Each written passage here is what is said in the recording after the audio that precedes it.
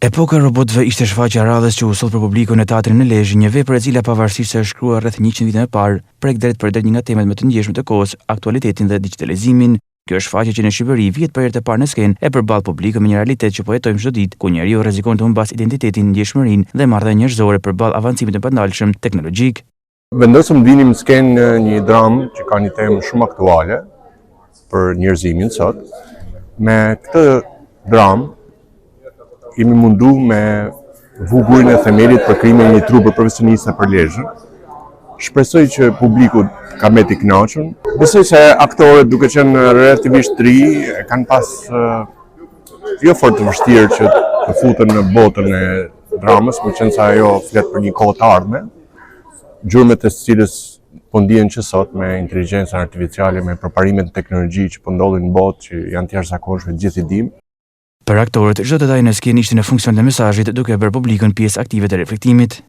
Mendoj që është një ndër çështjet më aktuale, le të themi, përparimi i inteligjencës artificiale, zëvendësimi i njeriut me anë të saj, dhe drama flet shumë domethënë për mënyrën se si njerëzit duhet vazhdojnë të qëndrojnë qenia parsorë e këtij planeti, le të themi. Kisha rolin një roboti special, pra një roboti që dashuronte, kështu që absolutisht më shumë disi një qenie njerëzore, mund të themi ku përshkruaj dhe ajo ndjenja dashurisë që është qenia më humane që mund të ekzistojë, le të themi. Kjo vepër na bën gjithëve të mendojmë pak ku po shkon njerëzimi, cilat janë qëllimet tona dhe sa do ruajmë nga njerëzilleku jonë.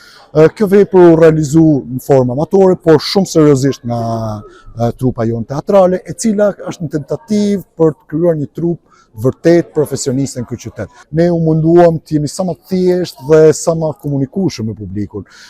Pastaj secili ka kuptimet e veta, këtë nuk mund ta paraqitojmë. Sigurisht ishte një dramë që kishte sfidën e vet.